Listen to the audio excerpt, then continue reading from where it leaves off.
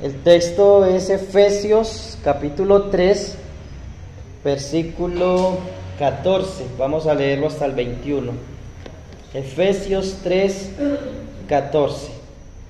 Por esta causa doblo mis rodillas ante el Padre de nuestro Señor Jesucristo, de quien toma nombre toda familia en los cielos y en la tierra, para que os dé conforme a las riquezas de su gloria el ser fortalecidos con poder en el hombre interior por su Espíritu, para que habite Cristo por la fe en vuestros corazones, a fin de que arraigados y cimentados en amor, seáis plenamente capaces de comprender con todos los santos cuál sea la anchura, la longitud, la profundidad y la altura, y de conocer el amor de Cristo, que excede a todo conocimiento, para que seáis llenos de toda la plenitud de Dios.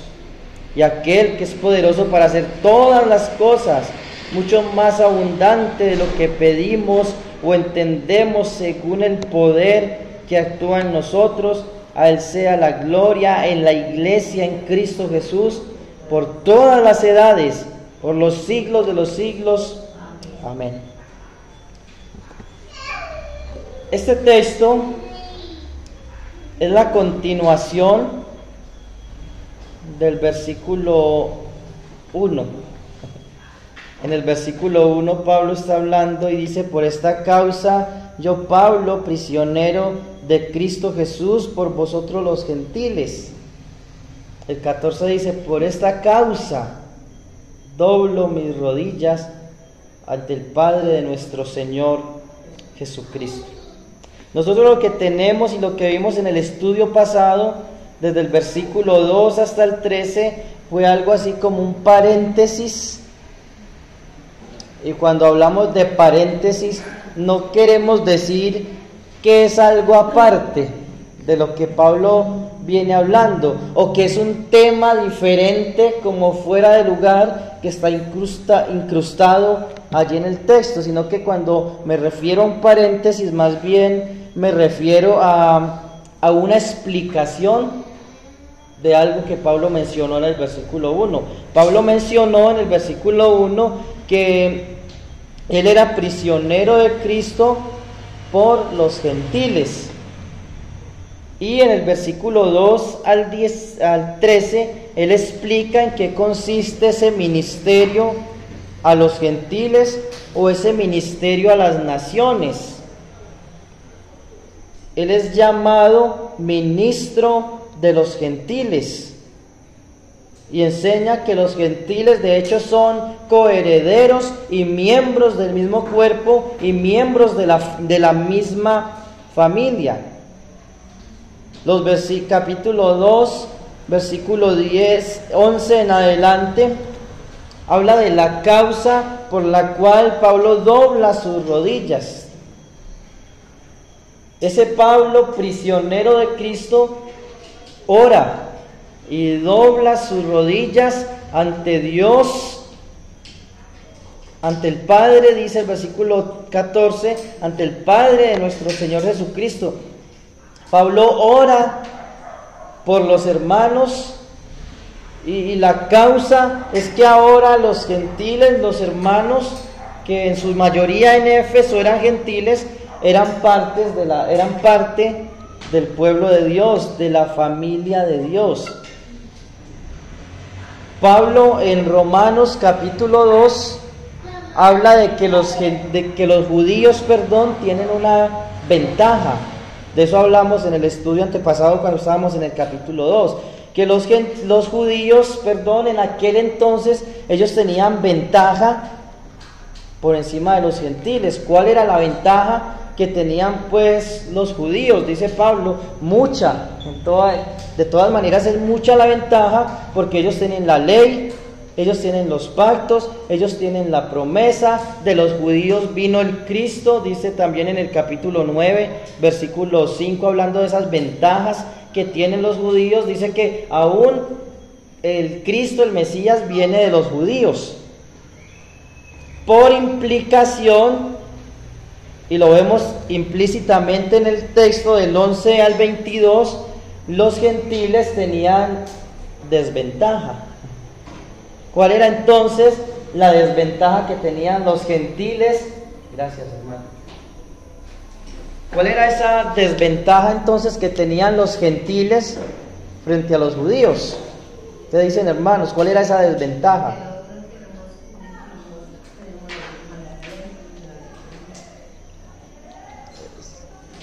Me refiero no tanto a nosotros gentiles hoy día, sino a los gentiles en el primer siglo. Y sí, ellos carecían de el conocimiento de la ley, de los pactos, de la promesa, como dice el capítulo 2, en aquel tiempo estabais sin Cristo, alejados de la ciudadanía de Israel, ajenos de los pactos, de la promesa, sin esperanza y sin Dios en el mundo. Entonces la desventaja es que ahora, si un judío se convertía a Cristo, era parte de la iglesia, era un hijo de Dios, nacía de nuevo. Y si un gentil se convertía a Cristo, ¿qué pasaba? O sea, si un gentil se convertía a Cristo, de ese momento en adelante era un hijo de Dios, parte de la iglesia. ¿Y qué pasaba con un gentil cuando se convertía? Lo mismo, lo mismo. Pero ¿cuál era la diferencia entre el cristiano gentil y el cristiano judío? Lo vimos, lo dijimos, ¿cierto? La desventaja era, y la diferencia era que los judíos conocían el Antiguo Testamento casi a la perfección. Y si era un fariseo o un intérprete de la ley o un escriba quien se convertía, pues él ya conocía muy bien la ley y lo único que tenía que hacer era aplicar todo ese conocimiento a Cristo. Por eso cuando Pablo se convierte, él inmediatamente entiende que todo lo que él había estudiado, que todo lo que él conocía, que todas esas todas esas promesas, esas profecías, todas esas sombras, tipos, etcétera, sacrificios y pactos del Antiguo Testamento tienen un cumplimiento en Cristo. Entonces, cuando un judío informado, estudioso de las Escrituras se convertía, era como solamente, no sé, cambiarle el chip, como hacer que todo ese conocimiento inmediatamente por la obra del Espíritu Santo lo aplicaba a Cristo. Por eso Pablo dice que se bautizó y que hacía inmediatamente. Estaba predicando. ¿Predicando qué? A Cristo. ¿Y cómo predicaba Pablo a Cristo? ¿Han leído los sermones en el libro de los Hechos de Pablo o los sermones de Pedro? ¿Cómo predicaban ellos a Cristo? A través de las Escrituras del Antiguo Testamento. ¿Se acuerdan aquella escena muy conocida de Felipe, el evangelista, cuando es llevado por el Espíritu Santo al desierto y hay un carruaje donde va un etíope, eunuco, que iba leyendo en el libro ¿de qué? De Isaías, y según lo que dice el texto, era Isaías 53, lo que estaba leyendo, que como cordero fue llevado al matadero y no abrió su boca. Y dice que el evangelista Felipe le predica el evangelio del Señor Jesucristo partiendo de esa escritura. Entonces, cuando Pablo predicaba a Cristo, él algunas veces comenzaba hablando desde Abraham, otras veces comenzaba hablando desde David, pero siempre llegaba a Cristo, pero nunca predicaban a Cristo sin ir al Antiguo Testamento. Entonces vemos en el versículo 14 que Pablo ora y que Pablo dobla sus rodillas. Es una manera de decir que oraba, pero también estaba mirando este texto Y no es simplemente decir que Pablo oraba, sino que Pablo acostumbraba a hacerlo de rodillas. O sea, no es un mandamiento que todos tengamos que hacerlo de la misma manera, pero era muy común que ellos se postraban en oración y adoración a Dios, reconociendo su grandeza, y como en acto de humillación y de adoración ellos lo hacían de rodillas. Pero Pablo aquí no está, el punto principal no es de qué forma nosotros debemos orar, sino que el punto es que Pablo oraba y rogaba por los hermanos en Éfeso, de los cuales dice: doblo mis rodillas ante el Padre de nuestro Señor Jesucristo, de quien toma nombre, ¿quién? Toda familia en los cielos y en la tierra. Esa palabra toda es importante subrayarla, porque esa palabra toda está aludiendo a lo que él viene hablando. En el nombre o ante el Padre de nuestro Señor Jesucristo, ante Él toma nombre toda familia. Y la idea aquí es, sea gentil o sea judío, todo ser humano toma nombre en el mismo Padre, en el Padre de nuestro Señor Jesucristo, no en otro Dios.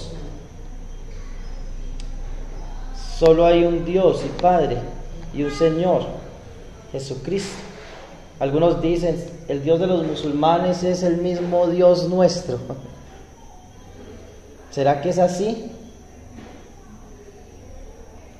De hecho, los que niegan a Cristo, así sean judíos, judaizantes, que practiquen el judaísmo pero niegan la deidad de Cristo, no son creyentes, no han nacido de nuevo. Es más, si ellos niegan al Hijo, están negando al Padre. Así se amparen en el Antiguo Testamento o en parte del Antiguo Testamento, como los judíos, los que practican el judaísmo. No es el mismo Padre. El Dios de los musulmanes no es el Dios de las Escrituras, porque ellos están negando al Hijo. Y quien niega al Hijo, niega al Padre. El que tiene el Hijo, tiene la vida. El que tiene al Hijo, tiene también al Padre. Por eso el apóstol Pablo enfatiza en el Padre de nuestro Señor Jesucristo. Y por implicación, es solo por medio de nuestro Señor Jesucristo que podemos decirle a Dios Padre. Y es por medio del Señor Jesucristo que no solo los gentiles vienen ante Dios y le pueden decir Padre, sino que toda familia en la tierra y en los cielos, aún los judíos. Y siempre me causa como inquietud aquellos cristianos que exaltan el judaísmo, y muchos cristianos se están pasando al judaísmo o están haciendo una mezcla de cristianismo y judaísmo, sabiendo en muchos casos que el judaísmo rechaza a Cristo, a menos que sea un judíos o un judaísmo mesiánico, que hay una pequeña rama de judíos que aceptan a Cristo como Señor, como Dios, como Salvador, pero es una pequeña rama. En general el judaísmo niega a nuestro Señor Jesucristo, lo acepta como un gran hombre, como un gran profeta, como un gran rabino que vivió en Jerusalén en el primer siglo. Hay un libro muy bueno, se llama Más que un rabino, de César Vidal, lo recomiendo. Lo tengo en la tablet, si a alguien le interesa buscamos la manera de cómo pasarlo. Es maravilloso este libro y enseña que Jesús fue más que un rabino, y enseña, o sea, es de cristología y muestra la gloria de Cristo, y muestra que Jesús fue más que un gran hombre, más que un rabino. Entonces, en el nombre de nuestro Señor Jesucristo es que tenemos un Padre, y es en Cristo quien toma nombre toda familia en los cielos y en la tierra. Entonces la causa por la que Él dobla sus rodillas, versículo 14, es, número 1, para que os dé conforme a las riquezas de su gloria, el ser fortalecidos con poder en el hombre interior por su espíritu. En otras palabras, y digámoslo así, simplificando un poco, voy a leer este versículo en otra versión. Dice lo siguiente: pido en oración que de sus gloriosos e inagotables recursos los fortalezca con poder en el ser interior por medio del Espíritu. Entonces hay una petición y es por fortaleza, por fortaleza. La iglesia en Éfeso fue una de las iglesias, digámoslo así, más grandes, más espléndidas.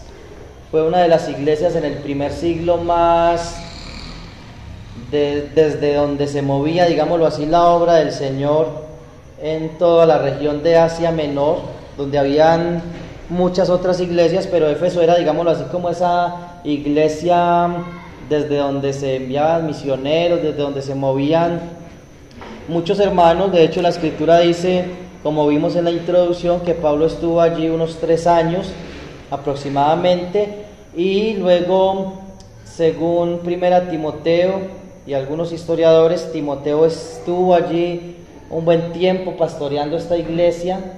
Algunos dicen, y estoy de acuerdo con ellos, que Primera y Segunda Timoteo serían como una segunda y tercera de Efesios. Y luego Juan mismo, el apóstol Juan, está en Éfeso también por un tiempo. Algunos dicen que él envejeció allí en Éfeso y que murió en Éfeso. Algunos hablan de que antes de que él fuera desterrado a Patmos, él tuvo su ministerio en Éfeso. También hay datos arqueológicos de que allí también vivió María, la madre de Jesús, en su vejez. De hecho, cuando ustedes pueden buscar en internet o en libros de arqueología, casi siempre aparecen las fotos de la casa de María, la madre de Jesús, y es muy bonita esa casa, de piedra, muy de la época. Entonces es interesante que Pedro, Timoteo y Juan están allí en la iglesia en Éfeso, y también Primera, Segunda y Tercera de Juan. Algunos dicen que fueron cartas que se recibieron desde Éfeso, aunque también eran cartas circulares.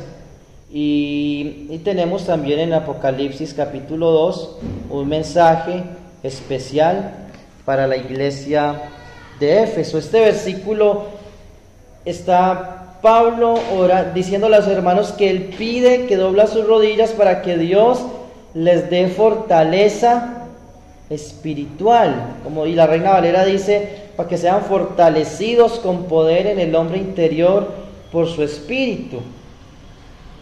Recuerden que en Éfeso había más de una religión, se adoraba más de un dios allí, más de un ídolo. Apolos, Artemisa o Diana, estaba el templo de Apolos, el templo de Artemisa, el templo del emperador. En aquella región se adoraban muchos dioses diferentes, el dios serpiente o Esculapio, y todos estos dioses eran muy populares en todas estas regiones. Entonces había mucho ataque para los cristianos, había muchas tentaciones de volverse atrás y de participar en estas cosas para no ser apartados, para no ser expulsados. También tenía mucha fuerza el judaísmo en aquel lugar. Habían muchos judíos, de esos judíos radicales. Entonces los cristianos eran menospreciados por supuestamente enseñar un mensaje simple, que no era como el mensaje de los griegos, que era apetecido también en esta región. y también eran menospreciados por no adorar a estas deidades que se adoraban en Éfeso. Ellos necesitaban fortaleza para no volver atrás.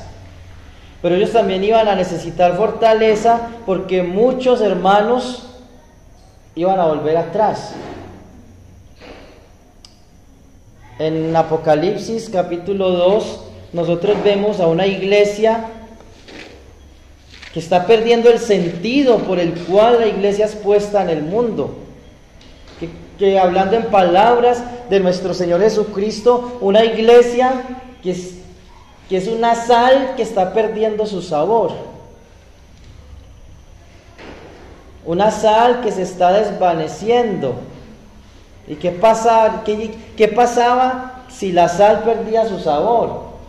Dice el Señor, es echada en el muladar para ser pisoteada por los hombres. Algunas la usaban para rellenar huecos en las calles y toda la gente la pisaba.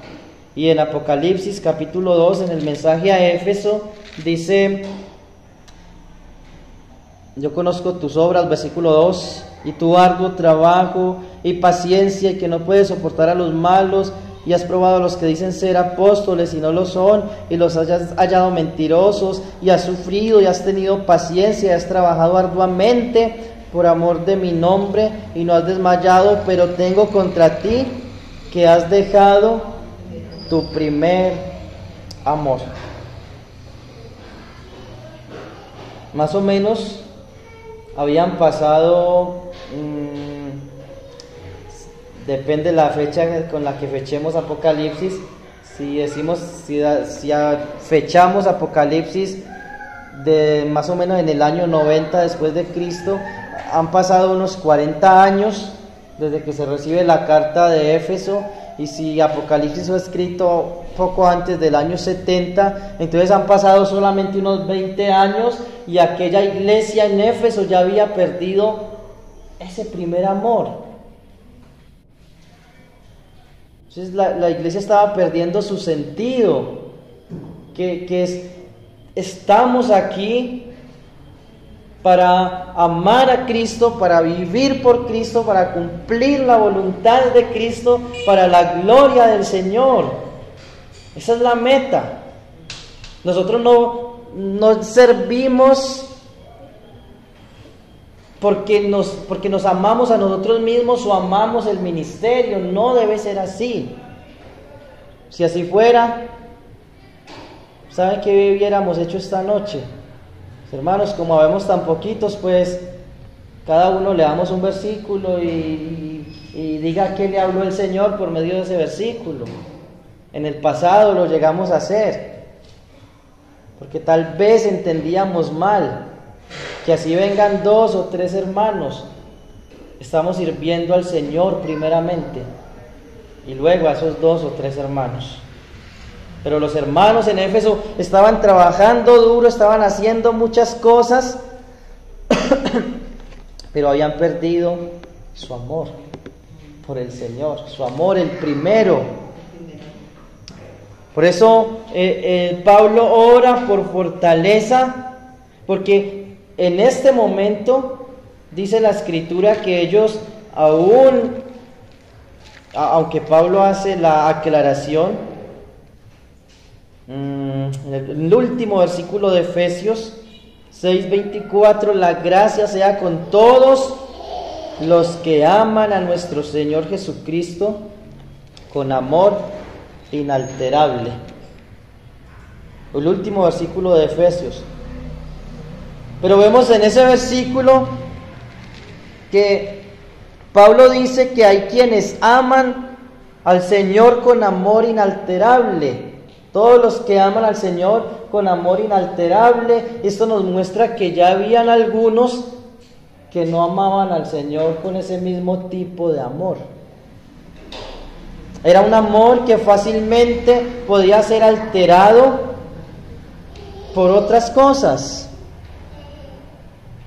Hermanos, el amor a Cristo debe ser inalterable, debe ser un amor que nada lo cambia. Somos llamados a imitar a Dios. Cuando lleguemos al capítulo 5, versículo 1, vamos a ver que hay un imperativo allí de imitar a Dios. Sed imitadores de Dios. Y Dios es un Dios que es inalterable. Se me olvida la palabra para este atributo de Dios. Dios es un Dios que es inmutable, un Dios que no cambia. Y todos los atributos de Dios son inmutables. El amor de Dios es ¿qué? Inalterable. El amor de Dios nada lo cambia. Si un día nosotros estamos mal espiritualmente y ese día estamos afligidos y se nos pasó el día y no oramos y nos acostamos muy cansados, nos tiramos a la cama y ya nos dormimos y seguimos durmiendo derechos y pasó todo el día y no oramos, no leímos la Biblia, ¿qué pasa con el amor de Dios para nosotros? No cambia, es inalterable. Tristemente el amor del ser humano cambia muy fácil, ¿cierto? Y todos aquí podemos con vergüenza tal vez decir que en algún momento dijimos querer tanto a una persona, pero esa persona hoy día nada que ver en nuestras vidas, ¿o no? ¿Cierto? Ha pasado. Aún el amor entre familia es alterado. Cuando conocimos a Cristo, cuando decidimos ser fieles al Señor Jesucristo y no a este mundo y sus concupiscencias, ¿qué pasa con el amor de nuestros familiares hacia nosotros? Cambia. Y muchas veces nosotros tampoco volvemos a buscar a esas personas que lo único que hacen es burlarse de Dios y de la obra de Dios. Cambia. Ahora hay una familia que es la familia de la fe. Sin embargo, debemos amar a estas personas, ¿cierto? Aún a nuestros enemigos. Pero es un amor que es alterable. Aún el amor de entre padres e hijos, entre hermanos en la sangre, es muy alterable. Pero el amor de Cristo no. Y para que ese amor a Cristo, que es inalterable, o que debe ser inalterable, no cambie o no se altere, pues nosotros necesitamos ser fortalecidos con poder en el hombre interior. Dice el versículo 16. Recuerda que en el capítulo 1 vimos que hay un gran poder, versículo 19 del capítulo 1, y cuál la supereminente grandeza de su poder para con nosotros, los que creemos según la operación del poder de su fuerza. Y dice, la cual operó en Cristo, resucitándole de los muertos y sentándole a la diestra en lugares celestiales. Y el contexto también es una oración. Pero Pablo está dando gracias porque ese poder que operó en Cristo, operó también en los Efesios, para darles vida nueva, para salvarlos. Ese poder, ese supereminente poder que operó en la resurrección de Cristo, es el que operó en nuestras vidas. Porque recuerden que también estábamos muertos, estábamos como los huesos que vio Ezequiel. Un montón de huesos secos, en gran manera secos, y Dios le dice, predíqueles. Y Ezequiel predica encima de esos huesos, y esos huesos comienzan ¿a qué? A coger tendones, carne, piel, hasta que se forma un gran ejército. Todos nosotros, todos los creyentes a nivel mundial, éramos como ese montón de huesos secos, pero ¿hoy qué somos? Un pueblo de Dios. ¿Cómo ocurrió esto? Por el poder de Dios. Solo el poder de Dios puede de huesos secos hacer un ejército. Solo el poder de Dios, de hombres y mujeres muertos en delitos y pecados, puede hacer un pueblo para su gloria. El poder de Dios.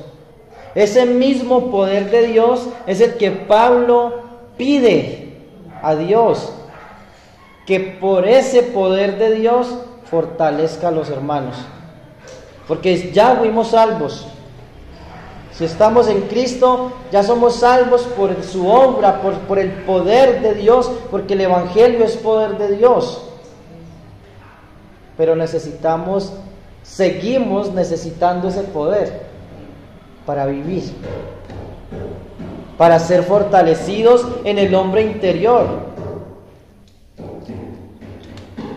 Esto nos muestra de que el ser humano está dividido en dos partes: la parte material y la parte espiritual. A esa parte espiritual, Pablo aquí la llama el hombre interior. Hermano, ese es hombre interior, o el alma, o corazón, o la mente, la Biblia lo llama de muchas maneras, o espíritu. Yo sé que esto es polémico para algunos, que algunos enseñan que somos cuerpo, alma y espíritu. Respeto esta posición, pero veo en las Escrituras que la Biblia habla de una parte material y una parte espiritual. Ese ser interior es el que Pablo dice: hermanos, ustedes necesitan ser fortalecidos con por el poder del Espíritu Santo. Es interesante que hoy día muchos quieren fortalecer el hombre interior por medio de los psicólogos. Pero ¿qué dice la palabra? Es el Espíritu Santo. Es el Espíritu Santo el único que nos puede fortalecer, el único que nos puede llenar, y ese fortalecimiento viene por el poder de Dios. Y es conforme a sus riquezas. Hermanos, el poder de Dios, por su Espíritu Santo, por medio de la palabra de Dios, es un tesoro inagotable. Es un tesoro inagotable. Él nos da conforme a sus riquezas. Dice el versículo 16. Segunda petición, o la consecuencia más bien de esa primera petición, la vemos en el versículo 17. Para que habite Cristo por la fe en vuestros corazones, a fin de que arraigados y cimentados ¿en qué? En amor.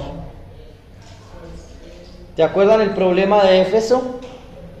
Fue una iglesia que empezó muy bien, que empezó peleando muy bien, amando al Señor. En Éfeso vemos una iglesia que ama al Señor con amor inalterable, pero luego en Timoteo vemos que habían permitido que doctrinas diferentes entraran a la iglesia y que falsos maestros estuvieran dentro de la iglesia, fábulas, genealogías de judaizantes. Dejaron meter todas esas cosas, aunque ellos peleaban con eso, pero poco a poco ese amor se fue desvaneciendo hasta que el Señor les dice: has dejado tu primer amor. Pero Pablo aquí les está advirtiendo. Al parecer ellos no escucharon esa advertencia, y al parecer fue una iglesia que no se arrepintió, porque el Señor les dice en Apocalipsis: si no se arrepienten, yo quitaré el candelero de su lugar.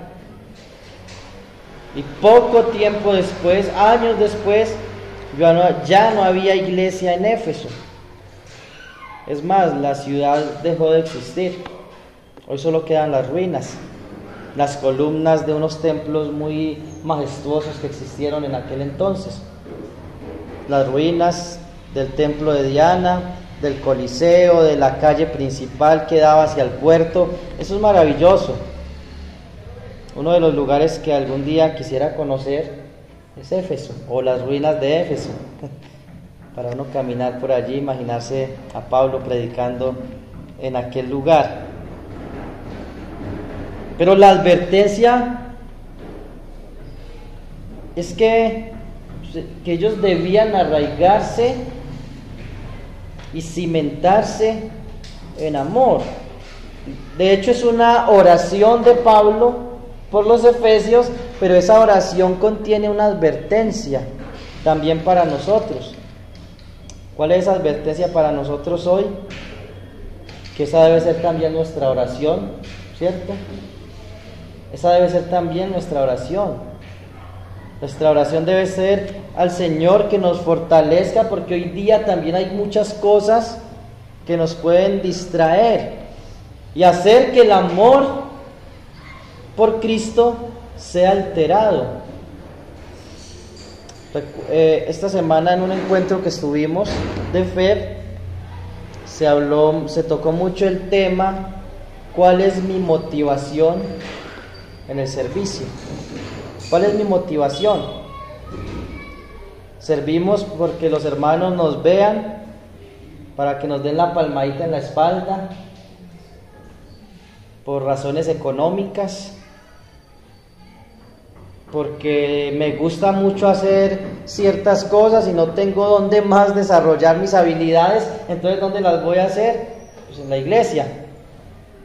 Y se tocaban algunos casos hipotéticos de una chica que soñaba con ser una artista, una cantante, una modelo y una actriz, pero que no pudo triunfar allá afuera. Entonces, cuando la iglesia comenzó a abrir cosas de un ministerio en la televisión, ella dijo: ese es mi llamado. Porque estaban buscando a alguien que presentara unos programas en televisión. Entonces nos ponían a tocar ese caso y a mirar cuál era la motivación de esa chica. ¿Era el amor por Cristo? ¿O era el amor por sus talentos, por sus habilidades? Hermanos, necesitamos orar mucho porque podemos amarnos a nosotros y no al Señor. Amar lo que hacemos en la iglesia, lo que hacemos en la obra, lo que hacemos en las misiones, y no al Señor. Por eso necesitamos orar. Es más, ¿por qué nos congregamos? Con mi esposa siempre procuramos, cuando salimos de viajes, congregarnos, ir al culto de oración en Los Quebradas, en otros lugares, porque creemos que es importante, y veo en las Escrituras que es importante, que no es simplemente una tradición, sino que es un mandamiento, y que debemos hacerlo no porque necesitamos cumplir, sino porque amamos a Cristo. Si yo un viernes no voy al estudio bíblico porque no, es que yo ya fui el martes, ¿por qué lo estoy haciendo? O es que el domingo pasado ya fui a la iglesia, entonces este domingo me voy a quedar durmiendo. O ya llevo como 15 días yendo a todos los cultos, voy a faltar a uno o dos. Entonces, ¿cuál es la motivación por la que nos congregamos? ¿Es porque amamos a Cristo? ¿O por qué? Hermanos, muchas veces cambiamos las cosas de Cristo, de la iglesia, porque nuestras motivaciones están desenfocadas. Si yo cambio el culto por un partido de fútbol, mis motivaciones no son las correctas. Y voy al culto porque no hay otra cosa mejor para hacer. En pocas palabras estoy dando a entender eso. Ahora, hay casos de fuerza mayor. Si usted trabaja en una empresa y tiene que trabajar, ¿cierto? A veces cambian los turnos y uno no puede ir a pelear con el patrón, ¿cierto? Porque pertenece a una entidad, a una empresa. Dice un pastor de República Dominicana, Sugel Michelén, que faltar a un culto por una razón que no sea de peso es pecado. Uy, tan radical. Sí, porque la Biblia dice que hay un mandamiento claro en las Escrituras. Entonces hay muchas cosas y podríamos poner muchos ejemplos de muchas cosas que no hacemos por la obra del Señor, porque no estamos arraigados y cimentados en amor a Cristo. ¿Y por qué no estamos cimentados? ¿Y por qué no estamos arraigados? ¿Por qué? La respuesta la vemos en el capítulo 19, aunque vamos a leer el 18. Dice: seáis, esa es parte de la oración. Pablo oraba para que arraigados, para que cimentados en amor, seáis plenamente capaces de comprender con todos, otra vez la palabra todos, los santos, cuál sea la anchura, la profundidad y la altura. Y la clave está en el 19, y conocer el amor de Cristo que excede todo conocimiento. Hermanos, conocer el amor de Cristo, conocer más a Cristo, conocer más a Dios el Padre, Dios el Hijo, el Espíritu Santo y sus atributos, esto nos hace que nosotros le amemos. Yo pudiera preguntarle hoy, hermano, mi querido hermano, ¿usted ama a Cristo? Yo estoy seguro, eso espero, estoy seguro que la respuesta va a ser amén. Sí, yo amo a Cristo, como dice la canción, amo a Cristo. Pero si le pregunto por qué, de pronto la respuesta va a ser más difícil de responder o más simple. Yo amo a Cristo porque Él me amó primero, ¿cierto? Porque Él me amó primero, sí, pero ¿por qué usted lo ama? ¿Por qué más? Entonces ahí la importancia de conocer a Cristo. Ahora, el amor de Cristo, dice Pablo, excede todo conocimiento. Él está hablando de la altura, la longitud, la anchura, la profundidad, en otras palabras, la inmensidad del amor de Cristo. Su amor es insondable. Hay un salmo que cantamos que dice: su grandeza es inescrutable. Así es su amor también, es inescrutable, es insondable, porque recuerden que los atributos de Dios están entrelazados. Y el amor de Dios, el amor de Cristo es inmutable, pero también es eterno. Es eterno. Con amor eterno te he amado, dice Jeremías.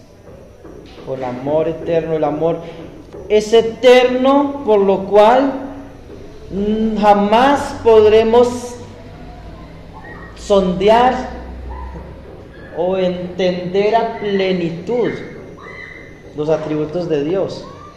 O sea, es tan grande que una eternidad, por toda la eternidad, nosotros disfrutaremos conocer a Dios. Imagínense, hermanos, no nos entristezcamos de que aquí en la tierra no conozcamos tanto, porque necesitaríamos muchos años y vamos a morir, y van a quedar muchos libros de teología sin leer, muchas cosas sin profundizar, muchos libros de la Biblia sin profundizar, sin sondearlos. Vamos a morir. Pero hermanos, por la eternidad, en cuerpos sin pecado, en cuerpos perfectos, con inteligencias muchísimo más grandes que las que tenemos ahora, vamos a poder conocer a Dios, ir conociéndolo y cada día conocerlo más y amarlo más. Pero Pablo ora para que eso comience aquí, de que ese amor por Cristo que es el resultado del conocimiento del amor de Cristo hacia nosotros. Cuando conocemos a Cristo, cuando conocemos su amor, dice que nosotros vamos a ser arraigados. Esa palabra me acuerda de algo que escuchaba mi esposa, arraigadas. Era una conferencia, era una serie de estudios muy bueno, porque precisamente hablaba de eso, estar, ¿qué? Echar raíces, estar aferrado a Cristo, estar pegado a Cristo, aferrado a Dios, cimentados en amor, arraigados en amor, cimentados en amor, comprender la magnitud o la inmensidad del amor de Cristo, aunque excede todo conocimiento. Excede todo conocimiento, pero arraigados en su amor, nosotros podamos comprender ese amor. Y el versículo 19, y dice, y de conocer el amor de Cristo que excede todo conocimiento. Hermanos, ¿cómo conocemos el amor de Cristo? Por la palabra de Dios. Es por la palabra de Dios, no es por una visión, no es por un sueño. Yo sé que he estado dándole mucho a eso últimamente y predicando mucho esto, aunque no solo aquí, sino en otros lugares. En Anserma hablaba de esto, de la palabra de Dios, la autoridad de la palabra. ¿Dónde más era que hablaba este tema? Creo que era ayer en Pueblo Viejo. La autoridad de la palabra. Porque es que hoy día hay muchos que quieren conocer a Dios por otros medios. Y es solo por la palabra de Dios que nosotros podemos conocerle. Es por la palabra de Dios que nosotros renunciamos a muchas cosas con el fin de conocer a Dios. Vamos un momento a Filipenses 3.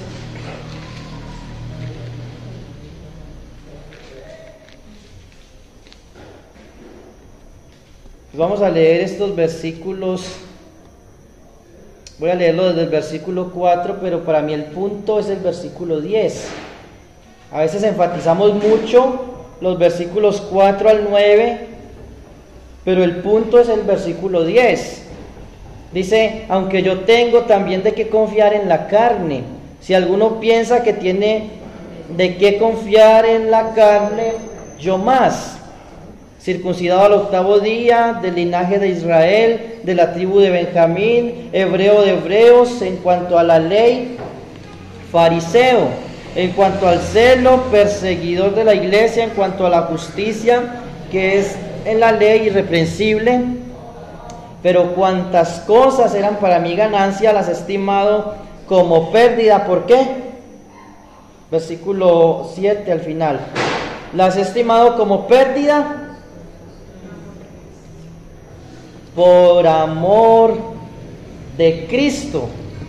Y vemos que está como, es un texto casi paralelo a lo que estamos leyendo en Efesios, el amor de Cristo. Y ciertamente aún estimo todas las cosas como pérdida por la excelencia de ¿qué? Del conocimiento de Cristo Jesús mi Señor, por amor del cual lo he perdido todo y lo tengo todo por basura para ganar a Cristo. Es por amor a Cristo que Pablo dejó todas estas cosas. Es por amor a Cristo, no por amor al ministerio, ni por amor a las misiones, ni siquiera por amor en el sentido primario a las almas, aunque debemos amar las almas, debemos amar las misiones, pero el amor primero era Cristo. Era Cristo. Y ser hallado en Él, versículo 9, no teniendo mi propia justicia que es por la ley, sino la que es por la fe de Cristo, la justicia que es en Dios por la fe. Versículo 10, ¿a fin de qué? A fin de conocerle. Pablo renunció a todo lo que él tenía, Pablo renunció a todo lo que él era a fin de conocerle. ¿Por qué quería Pablo conocerlo más? Porque Pablo sabía que necesitaba amar más a Cristo. Porque a medida que Pablo conocía el amor de Cristo y todos sus demás atributos, Pablo iba a amar más a Cristo. Por eso a él ya no le importaba su vida. Por eso vemos a Pablo cuando se despide de estos mismos hermanos en Éfeso, él les dice: ¿qué hacen ahí quebrantándome el corazón? Yo estoy dispuesto no solamente a sufrir por Cristo, sino a dar mi vida. Estoy dispuesto aún a dar mi vida por Él. Y más adelante les dice: yo no estimo preciosa mi vida para mí mismo. Y son como aquellos mártires que nosotros vemos en Apocalipsis, que dice que ellos menospreciaron sus vidas hasta la muerte. Ellos no se amaban a sí mismos. O sea, el ser humano por naturaleza se ama demasiado. Con el cristiano no hay que trabajar la autoestima. Yo sé que esto puede ser chocante para muchos. Con el cristiano no hay que trabajar la autoestima. Con el cristiano hay que trabajar el conocimiento de Cristo. El que conozca más a Cristo para que pueda amar más a Cristo. Y al amar más a Cristo, va a amar más a los hermanos. Ese es el punto. Por eso Pablo renuncia a todo, porque él quiere conocer más a su Señor Jesucristo. Volvamos a Efesios, quedan 2 minutos. Dice el 19: y de conocer el amor de Cristo, que excede todo conocimiento, para que seáis llenos de toda la plenitud de Dios. Qué precioso, ¿cierto? Habla de ser en el versículo, bueno, se me perdió. En el 17: para que habite Cristo por la fe en vuestros corazones. Está hablando de una manera del Señor habitar de una manera especial en el corazón del cristiano. Y seáis llenos de la plenitud de Dios. Versículo 20: y aquel que es poderoso para hacer todas las cosas, mucho más abundante de lo que pedimos o entendemos, según el poder que actúa en nosotros, es decir, Dios el Padre, que para Él todas las cosas son posibles, mucho más de lo que entendemos. Nosotros no podremos entender a plenitud la providencia de Dios, por ejemplo, la soberanía de Dios. Pero aquel que es poderoso para hacer todas las cosas mucho más abundante de lo que pedimos o entendemos, según el poder que actúa en vosotros, a Él sea la gloria en la iglesia, en Cristo, por todas las edades. Otra vez la palabra todas las edades, por los siglos de los siglos. El mismo Dios de la creación, el Dios de Abraham, el Dios de David, el Dios de los creyentes en aquel entonces, es el mismo Dios que opera hoy por su poder en la iglesia. Por eso dice que a Él sea la gloria en todas las edades, en todos los siglos, en todos los tiempos. A Él ha sido la gloria y a Él debe ser la gloria el día de hoy, porque Él es el que hace todas las cosas. Y dice: más de lo que pedimos o entendemos. Entonces, ¿no les ha pasado que necesitan algo y no se lo piden a Dios, pero Dios les da ese algo que necesitan? Y a veces no pedimos por esa fortaleza espiritual, pero Dios nos la da. Qué gracia, ¿cierto? Por eso a Él debe ser la gloria. Pero esto no nos debe hacer cristianos perezosos. Debemos seguir el ejemplo de Pablo, que oraba por sus hermanos en Éfeso. Así debemos nosotros orar por la iglesia, para que no sea una iglesia que que tiene un amor muy variable, muy alterable, o una iglesia que pierde el primer amor, sino que sea una iglesia que sea fortalecida con el poder del Espíritu Santo en el ser interior. O sea, que cada creyente en la iglesia sea fortalecido espiritualmente por el poder del Espíritu Santo. Debemos orar por eso, que los hermanos sean fortalecidos, que los hermanos conozcan más a Cristo, se arraiguen y se cimenten en el amor de Cristo, y pedir eso también por nosotros.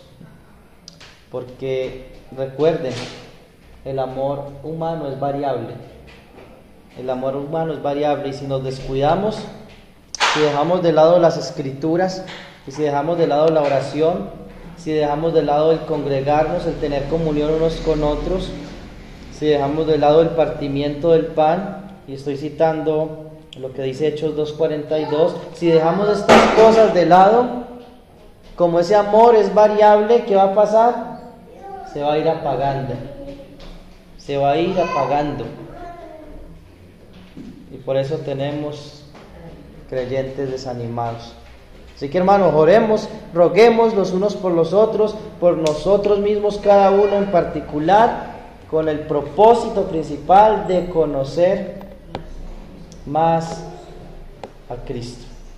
Que Dios bendiga su palabra.